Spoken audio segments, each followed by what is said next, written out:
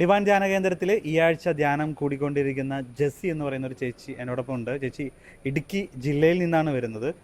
വലിയൊരു രോഗസൗഖ്യം നമ്മളുമായി പങ്കുവയ്ക്കാനാണ് വന്നിരിക്കുന്നത്. ചേച്ചിയുടെ കയ്യിൽ അതിന് വലിയ തെളിവൊക്കെ ഉണ്ട്. ഒരു 2 ബെൽറ്റ് ആയിട്ട് ഈ ധ്യാനത്തിൽ ഞായറാഴ്ച കയറി വന്ന ചേച്ചിയാണ്. ഇന്ന് ആ ഒരു ബെൽറ്റ് ഊരിയിട്ടാണ് എന്തായാലും നമ്മുടെ മുമ്പിൽ ഈ ഒരു സാക്ഷ്യം പറയാൻ നിൽക്കുന്നത്. എന്താണ് ആ ചേച്ചിക്ക് ലഭിച്ച സാക്ഷ്യം എന്ന് നമുക്ക് ചേച്ചിയിൽ നിന്ന് തന്നെ നമുക്ക് കേൾക്കാം. പിന്നെ ഞായറാഴ്ചയാണ് ഞാനിവിടെ ധ്യാനത്തിന് വന്നത്. അപ്പം 2012 മുതൽ എനിക്ക് നടുവിന് വേദന ഉണ്ടായിരുന്നു. ഞാൻ തൊടുപുഴയിൽ ജോർജ് ഡോക്ടറിൻ്റെ ചികിത്സയിലായിരുന്നു. അപ്പം വേദന ശക്തമായി, നടുവിൻ്റെ വേദന ഞാൻ കുറഞ്ഞിട്ട് ഇത് കാലിലേക്ക് ബാധിച്ചു. കാലിൻ്റെ മുട്ടിനാണ് വേദന കൂടിയത്. അപ്പം ലാസ്റ്റ് ആയപ്പോഴത്തേക്കും ഡോക്ടർ പറഞ്ഞത് തേയ്മാനമാണ്, ഓപ്പറേഷൻ ചെയ്യാതെ ഇനി വേറെ ഒരു മാർക്കും ഇല്ല, മുട്ട് മാറ്റി വെക്കണമെന്ന് തന്നെ പറഞ്ഞു. അപ്പോൾ എനിക്ക് ഭയങ്കര വിഷമമായി. ഞാൻ ഒത്തിരി പ്രാർത്ഥിക്കും, ഈശോയുടെ അടുത്ത് ഞാൻ ഒത്തിരി പ്രാർത്ഥിക്കും. അപ്പോൾ ഈയിടെ ആശുപത്രി ചെന്നപ്പോഴും ഡോക്ടർ പറഞ്ഞു ഇനി ഒരു ഓപ്ഷനും ഇല്ല, മുട്ട് മാറ്റിവെക്കൽ മാത്രം, ശസ്ത്രക്രിയ മാത്രമേ നടപടിയുള്ളൂ എന്ന് പറഞ്ഞു. അപ്പോൾ ഞാനിപ്പോൾ തൽക്കാലം വേദനയ്ക്കുള്ള മരുന്ന് തരാമെന്ന് ഞാൻ പറഞ്ഞു. ഓപ്പറേഷനെ പറ്റി ഞാൻ ചിന്തിക്കുന്നില്ലെന്ന് പറഞ്ഞു. അപ്പോൾ ഡോക്ടർ ചോദിച്ചു അതെന്നെ അങ്ങനെ ചിന്തിക്കാത്ത. ഞാൻ പറഞ്ഞു എനിക്ക് പറ്റത്തില്ല, ഓപ്പറേഷൻ ഞാൻ ചിന്തിക്കുന്നില്ല, ഇപ്പോൾ എനിക്ക് വേദനയുടെ മരുന്ന് തന്നാൽ മതി, ഞാൻ പൊക്കോളാന്ന് പറഞ്ഞു. ഞാൻ വേദനയുടെ മരുന്ന് മേടിച്ച് വീട്ടിൽ വന്നപ്പോൾ മുതൽ ഞാൻ എൻ്റെ ഹസ്ബൻഡിനോടും പിള്ളേരോടും പറഞ്ഞു ഞാൻ ഒരു ധ്യാനത്തിന് പോവുക, അവിടെ വെച്ച് എനിക്ക് വിശ്വാസൗഖ്യം തരും, നല്ല വിശ്വാസമുണ്ട് എനിക്ക് എന്ന് ഞാൻ പറഞ്ഞു. പിള്ളേരും ഹസ്ബൻഡും പറഞ്ഞു പൊക്കോളാൻ പറഞ്ഞു. അങ്ങനെ മുട്ട് ഇത് ഊരരുതെന്നാണ് എന്നോട് പറഞ്ഞിരുന്നത് ഡോക്ടർ. അപ്പം ഞാൻ ഇത് എടുത്തിട്ടപ്പോൾ ഞാൻ പറഞ്ഞു, അവിടെ നിന്ന് ഞാൻ ഇട്ടപ്പോൾ ഞാൻ പറഞ്ഞു ഈശോയെ ഈ ബെൽറ്റ് ഇട്ട് തിരിച്ച് ഞാൻ ഈ വീട്ടിൽ വരാമെന്ന് ഞാൻ അനുവദിക്കരുത് എന്ന് പറഞ്ഞാൽ ഞാൻ ഇവിടെ വരുന്നത്. ഇവിടെയൊക്കെ വരുമ്പോൾ എനിക്ക് ശക്തമായ വേദന, കാല് നിലത്ത് കുത്താൻ പറ്റുന്നില്ല. അപ്പം ഞാൻ ഇവിടെ വന്നിരുന്ന് കരഞ്ഞ് ഈശോയുടെ അടുത്ത് പ്രാർത്ഥിച്ചു. അപ്പം ഞാൻ ഞായറാഴ്ചയാണ് ഇവിടെ വന്നത്. തിങ്കളാഴ്ച ഇവിടെ പ്രാർത്ഥന കഴിഞ്ഞുകൊണ്ടിരുന്നു ഉച്ച സമയത്ത്. അപ്പോൾ എൻ്റെ ചെവിയിൽ ഇങ്ങനെ ആരോ പറയുക ഈ ബെൽറ്റ് ഊര്. അപ്പോൾ ഞാൻ ഓർത്തു ഈ ബെൽറ്റ് ഊരി എനിക്ക് നടക്കുമ്പോൾ വല്ല പ്രശ്നം ഉണ്ടാവുമോ, എന്നാണേലും വേണ്ടില്ല. ഉച്ചയായപ്പോൾ എൻ്റെ കൂട്ടത്തിൽ 2 ചേച്ചിമാർ വന്നിട്ടുണ്ട് കൂട്ട്. അപ്പോൾ ഞാൻ പറഞ്ഞു കഴിഞ്ഞപ്പോൾ ചേച്ചി പറഞ്ഞു എടി നീ പോയി ബെൽറ്റ് ഊരിക്കോ, അവരോട് തുറന്ന് തരാൻ പറയാൻ പറഞ്ഞു. ഞാൻ മേളിൽ ചെന്ന് ബെൽറ്റ് ഊരി കഴിഞ്ഞപ്പോൾ കാലിന് നല്ല നീരുണ്ട്. ബെൽറ്റ് ഊരി കഴിഞ്ഞിട്ട് എണീറ്റ് കഴിഞ്ഞപ്പോൾ എനിക്കൊരു പേടിയുണ്ടായിരുന്നു. പക്ഷേ ഞാൻ ഉറച്ച് വിശ്വസിച്ചു ഇവിടെ ഇരിക്കുന്ന ഡോക്ടറുകളും വലിയതല്ലല്ലോ വേറെ ഒരു ഡോക്ടറും. അപ്പോൾ ഇതെനിക്ക് എൻ്റെ ഈശോ സൗഖ്യം തരും എന്നുള്ള രീതിയിൽ ഞാൻ ഈ ബെൽറ്റ് ഊരി മടക്കി കെട്ടി അവിടെ വെച്ച് കഴിഞ്ഞപ്പോൾ എൻ്റെ മനസ്സ് പറയുക ഇവിടെ വെക്കേണ്ട, അത് എടുത്തോ എന്ന് പറയും. അപ്പം ഞാൻ അത് എടുത്തുകൊണ്ട് പോരുക. എന്നിട്ട് ഞാൻ ഇവിടെ കൊണ്ടുവന്ന് കൂട്ടിൽ വെച്ചിട്ട് ഞാൻ അവിടെ കസേരയിൽ നിന്ന് ധ്യാനം കൂടുക. അപ്പോൾ ചൊവ്വാഴ്ച വൈകിട്ടത്തെ ബ്രദറിൻ്റെ ആരാധനയിൽ പറഞ്ഞു ഇങ്ങനെ മുട്ടുവേദന, മുട്ട് തേയ്മാനം ഉള്ളവരൊക്കെ എണീറ്റോ, അവരുടെയൊക്കെ രോഗം കർത്താവ് സൗഖ്യം കൊടുക്കുന്നുണ്ടെന്ന് പറഞ്ഞു. അപ്പോൾ ഞാൻ പൊട്ടിക്കരഞ്ഞ് ഞാൻ പ്രാർത്ഥിച്ചുകൊണ്ടിരിക്കുക. അപ്പോൾ ഞാൻ എൻ്റെ മനസ്സിലങ്ങ് വിശ്വസിച്ചു അത് ഒന്ന് ഞാനാണ്, 3 പേർക്ക് സൗഖ്യമെന്നാണ് ബ്രദർ വിളിച്ചു പറഞ്ഞത്. അപ്പോൾ അതിലൊന്ന് ഞാനാണ്. ഉറച്ച് ഞാൻ വിശ്വസിച്ചു കരഞ്ഞുകൊണ്ട് ഓടി ഇവിടെ വന്ന് അൾത്താരയുടെ ഫ്രണ്ടിൽ വന്ന് നിൽക്കാൻ പറഞ്ഞു. ഞാൻ അൾത്താരയുടെ ഫ്രണ്ടിൽ വന്ന് നിന്നു. അപ്പം ഈ ബെൽറ്റ് അന്നേരം ഞാൻ ഓടിച്ചെന്ന് ഈ കൂട്ടി ചെന്ന് എടുത്തുകൊണ്ട് പോന്നിട്ട് ഞാൻ ആ ഫ്രണ്ടിൽ വന്ന് ഈ ബെൽറ്റ് കൈ പിടിച്ചുകൊണ്ട് നിൽക്കുക.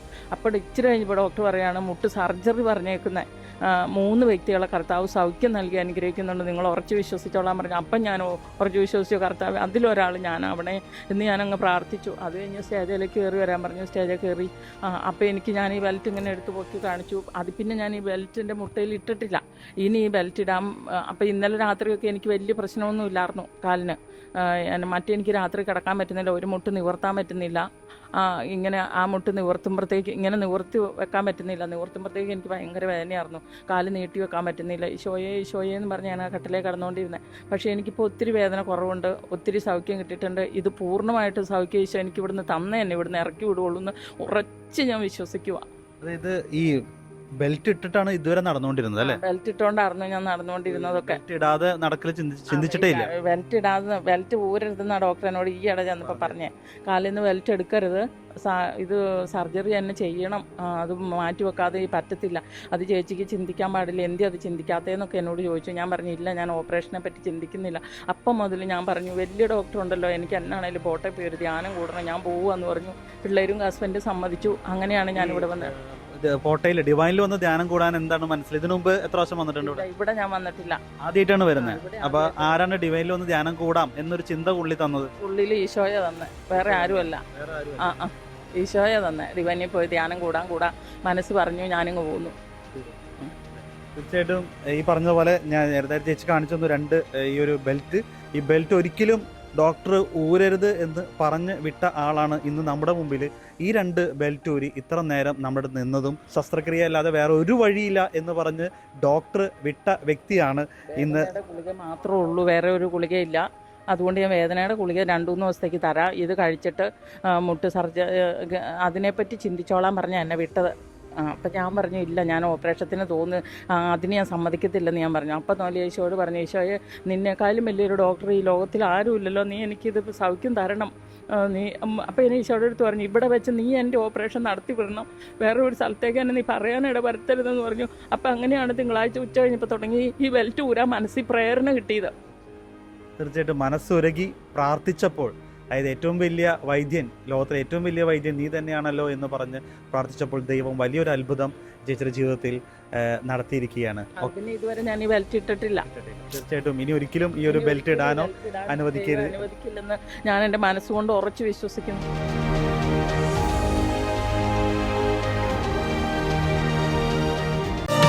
അടയാളങ്ങളാൽ വഴി നടത്തും നാഥ, അത്ഭുതങ്ങളാൽ രോഗങ്ങൾ മാറ്റും നാഥ, ഡിവൈൻ തിരുസന്നിധിയിൽ സാക്ഷ്യമേകാൻ നിൻ കൃപ പാടുന്നു ഞങ്ങൾ സദാ. അടയാളങ്ങളും അത്ഭുതങ്ങളും ഇതാ ദൈവ കൃപയുടെ സാക്ഷ്യങ്ങൾ. അടയാളങ്ങളും അത്ഭുതങ്ങളും ഇതാ ദൈവ കൃപയുടെ സാക്ഷ്യങ്ങൾ. ദൈവകൃപയുടെ സാക്ഷ്യങ്ങൾ എന്ന ഈ ഒരു പ്രോഗ്രാമിലേക്ക് ഗുഡ്നസ് ടിവിയുടെ എല്ലാ പ്രേക്ഷകർക്കും ഹൃദ്യമായ സ്വാഗതം. ദൈവം ഇന്നും ജീവിക്കുന്നവനാണ് എന്ന് തെളിയിക്കുന്നതാണ് ഈ കാലഘട്ടത്തിലും നമ്മുടെ ഇടയിൽ ദൈവം നടത്തുന്ന ഓരോ അടയാളങ്ങളും അത്ഭുതങ്ങളും. അങ്ങനെ ഡിവൈൻ ധ്യാന കേന്ദ്രത്തിൽ എല്ലാ ആഴ്ചയും 7 ഭാഷകളിലായി ധ്യാനങ്ങൾ നടക്കുന്നു. ലോകത്തിൻ്റെ വിവിധ ഭാഗങ്ങളിൽ നിന്നായി അനേകായിരങ്ങളാണ് ആശ്വാസം തേടി പ്രാർത്ഥനയ്ക്കായി ഈ ഒരു ധ്യാന കേന്ദ്രത്തിൽ അഭയം തേടുന്നത്. അങ്ങനെ വരുന്നവർക്ക് ദൈവം തൊടുന്ന, അവരെ സൗഖ്യപ്പെടുത്തുന്ന ഒരുപാട് സാക്ഷ്യങ്ങളുണ്ട്. അത്തരത്തിൽ ചില സൗഖ്യങ്ങളാണ് ദൈവകൃപയുടെ സാക്ഷ്യങ്ങൾ എന്ന ഈ ഒരു പ്രോഗ്രാമിലൂടെ പ്രേക്ഷകർക്ക് മുന്നിൽ ഞങ്ങൾ എത്തിക്കുന്നത്. എല്ലാ പ്രേക്ഷകർക്കും ഒരിക്കൽ കൂടി ദൈവകൃപയുടെ സാക്ഷ്യങ്ങൾ എന്ന ഈ പ്രോഗ്രാമിലേക്ക് ഹൃദ്യമായ സ്വാഗതം. അടയാളങ്ങളും അത്ഭുതങ്ങളും ഇതാ ദൈവ കൃപയുടെ സാക്ഷ്യങ്ങൾ.